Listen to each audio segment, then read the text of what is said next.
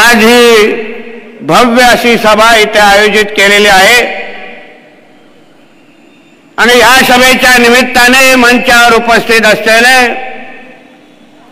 महाराष्ट्र नवनिर्माण सेनेचे नेते सन्मान्य बाळा नांदगावकर साहेब,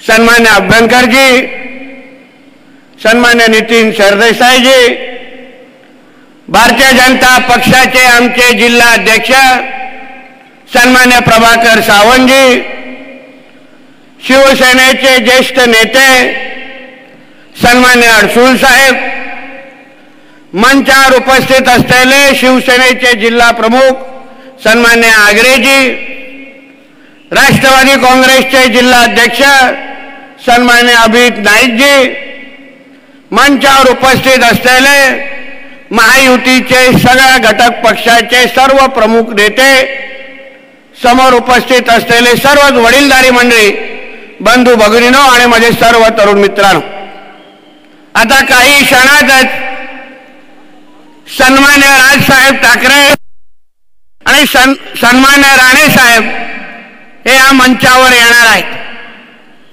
आणि त्या अगोदर कमी बॉलमध्ये जास्त रन बनवण्याची जबाबदारी आमच्यासारख्या खेळाडूंवर आहे. आजची ही सभा प्रचाराच्या निमित्ताने होते आहे. मी नांदगावकर साहेबांना सांगेन की साहेब, काल पण एक सभा झाली, ग्राउंडच्या पेक्षाही 50% पुढे स्टेज बांधला गेला आणि आमच्या सिंधुदुर्गामधल्या लग्न समारंभाला पण कालच्या सभेमध्ये पेक्षा जास्त गर्दी असते, एवढी छोटीशी सभा कालच्या इकडे झालेली होती. आणि काल बोलत असताना उभाटाचे पक्षप्रमुख इथे आले होते. त्यांचे 10 वर्ष त्यांचे खासदार 2014 आणि 19ला आदरणीय मोदी साहेबांना बघून त्यांना इकडच्या रत्नागिरी सिंधुदुर्गाच्या जनतेने मतदान केलं आणि कालच्या सभेमध्ये माझ्या निवडून गेलेल्या खासदारांनी 10 वर्ष नेमकं काय केलं हे सांगण्यापेक्षा फक्त शिव्या शाप देण्याच्या पलीकडे पक्षप्रमुखांनी काही केलं नाही. काल म्हटलं की मी कुठलं तरी गाणं ऐकलं सुरुवातीला भाषणाचा, मग आज आम्हालाही या सभा सुरू होण्याच्या अगोदर आम्हाला हे एक गाणं ऐकायला मिळालं किंवा वाचायला मिळालं की गप रे फावड्या. काल फार पटपट करून गेलेला आहे. उत्तर देण्यासाठी 4 जून नंतर आम्ही सभा घेऊ आणि इंटरेस्ट सकट जे काय बोललेलं आहे सगळं काय परत देण्याची तयारी आमच्यावर आहे, आमची आहे. कारण का हिंदुहृदय सम्राट बाळासाहेब ठाकरेंनी साहेबांनी आम्हाला सांगितलं होतं, आमच्यावर तसे संस्कार टाकले आहेत की अंगावर आला तर शिंगावर निश्चित घ्या, म्हणून तुम्हाला काय आम्ही सोडत नाही. म्हणे राणे साहेबांना गाडण्याची भाषा करत होते की आमचे आडवे आले तर आम्ही गाडू. आता ज्या व्यक्तीला मानेवरचं मच्छर मारता येत नाही आणि ते कसं मारू हे आपल्या पगारी कामगाराला स्वतःच्या इंटरव्ह्यू मध्ये जो माणूस विचारतो, ज्याला उठायला पायावर उठायला 2 माणसं लागतात, तो आम्हा लोकांना गाडण्याची भाषा या सिंधुदुर्गातून करतात. हे आश्चर्य. 2005 ची जरा पोट निवडणूक कदाचित उद्धवजी विसरले असतील.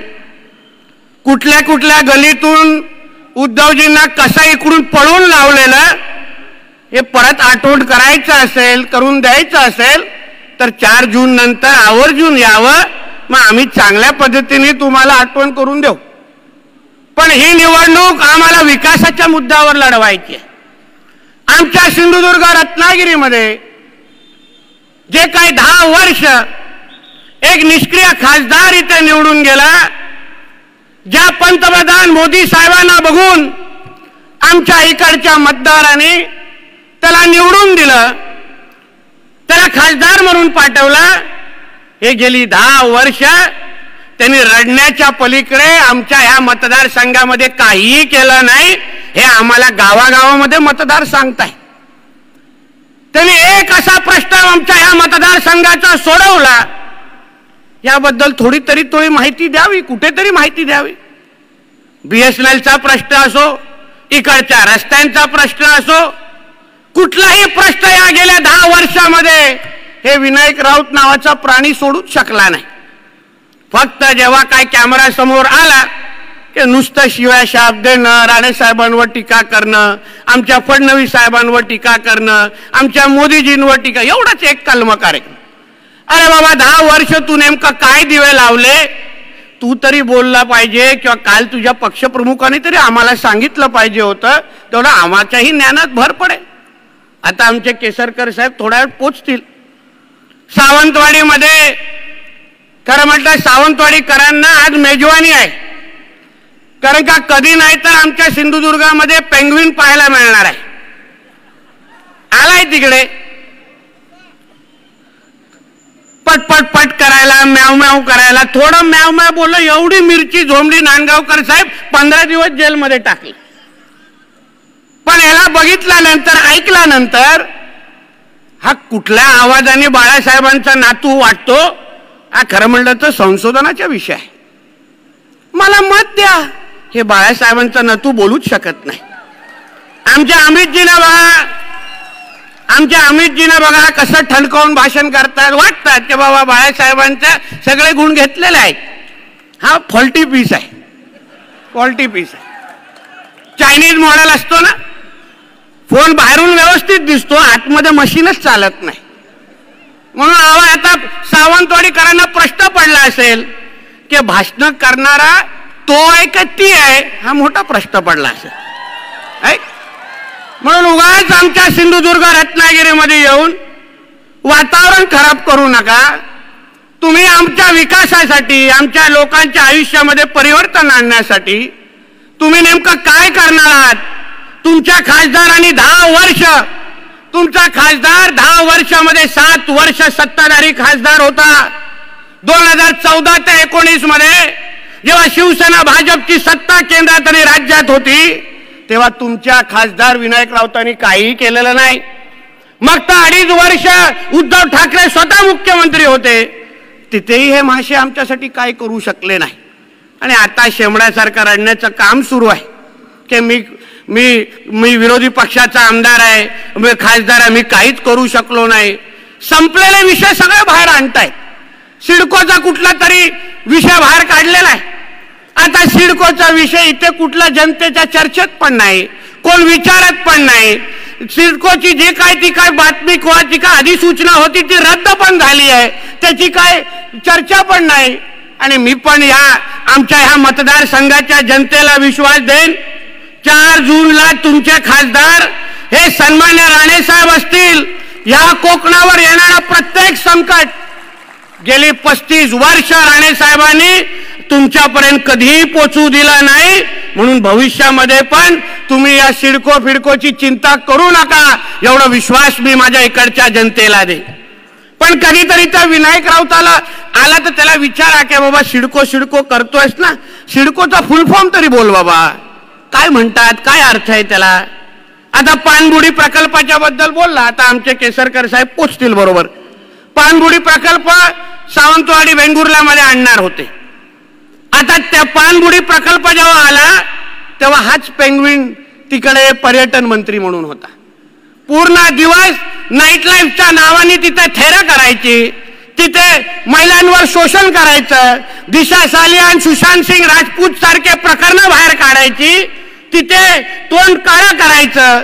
आणि महाराष्ट्राकडे येणारे हे चांगले प्रकल्प पर्यटन मंत्री म्हणून ह्यांनी लक्ष दिलं नाही, ह्याच्यामुळे इकडं तो प्रकल्प होऊ शकला नाही. म्हणून कोकणाचा कोण खऱ्या अर्थाने विरोधक असेल तर हे उद्धव ठाकरे आणि त्यांचा तो पेंग्विन आहे, एवढं मी ह्या निमित्ताने आवर्जून सांगितलं. म्हणून उगाच तुमची जे काय पाप आहेत ना ते आमच्यावर टाकू नका. तुम्ही काय करू शकता ते सांगा. आता कालच्या त्या सभेमध्ये आमच्याकडे पण आहेत मित्र, मध्ये मध्ये मुद्दामून सभा दाखवतात, काहीतरी क्लिप दाखवतात. आमचे पत्रकार मित्र आहेत, इकडे आले तर तिकडे बरोबर जातात, पुरे दिवस बातमी चालली पाहिजे ना. तर नंतर आले काय साहेब बघा हे लोक असे असे बोललेले आहे.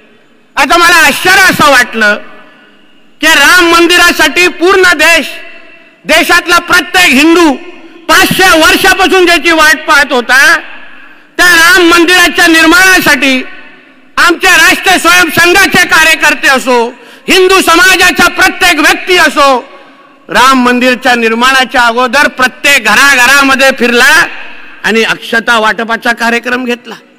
हे पुण्य काम हिंदू समाज उत्स्फूर्त पद्धतीने करत होता. आणि कालचा तो कुडाळ मालवणचा आमदार आपल्या नेत्याला खुश करण्यासाठी, तिथे काहीतरी मी चांगलं बोलतो हे दाखवण्यासाठी काल त्यांनी असंख्य हिंदू समाजाचा अपमान त्यांनी या निमित्ताने केला. त्यांनी सांगितलं जी काय अक्षता वाटली गेली, घराघरामध्ये ज्या अक्षता जे हातात दिला गेला राम मंदिराच्या निमित्ताने, ती किराण्याच्या दुकानातून आणली गेली होती. हे आश्चर्य आहे. म्हणजे नेत्याला खुश करण्यासाठी ज्या हिंदू समाजातून तुम्ही येता त्यांचाही अपमान करण्याचं काम इकडचे उबाटाचे लोकप्रतिनिधी आमदार करत असतील तर त्याला चोख उत्तर येणाऱ्या 7 मेला हिंदू समाज निश्चित पद्धतीने देईल, एवढा विश्वास या निमित्ताने मी व्यक्त करतो. म्हणून परत जाता जाता आपल्या सगळ्यांना विनंती करेन, जे काय बोलायचं आहे आपले राजसाहेब ठाकरे आणि राणे साहेब निश्चित पद्धतीने बोलतील, आपल्याला सगळ्यांना समजवतील. पण मी आपल्याला विनंती करणार आहे की तिन्ही पक्षाच्या सगळ्या पक्षाच्या महायुतीच्या कार्यकर्त्यांनी आपल्याकडे आजची रात्र आहे, उद्या आहे आणि परवा मतदान आहे, जागता पहारा दिला पाहिजे. आजपासून 7 तारखे रात्रपर्यंत कोणीही झोपता कामा नये असा निर्धार करून तुम्ही दिवस रात्र मतदारांपर्यंत पोहोचण्याचं काम करायला पाहिजे. कारण का परत 5 वर्ष परत चुकून तो अगर विनायक राऊत परत इथे बसला तर वरती मोदी साहेब चांगले निर्णय घेत असताना ते आपल्या सिंधुदुर्ग रत्नागिरीच्या मतदारांपर्यंत पोहोचूच शकणार नाही, अशी अवस्था इकडच्या मतदारांची होईल.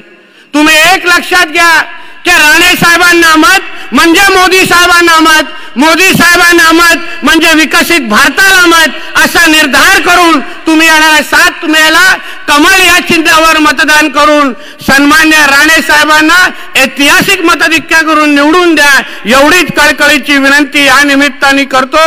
आणि परत एकदा आदरणीय महाराष्ट्र नवनिर्माण सेनेचे प्रमुख सन्मान्य राजसाहेब ठाकरेंना आणि सर्व महाराष्ट्र नवनिर्माण सेनेच्या नेते मंडळींना या भागाचा लोकप्रतिनिधी आमदार म्हणून आपल्या सगळ्यांचं मनापासून स्वागत करतो. इथेच थांबतो. जय हिंद, जय महाराष्ट्र.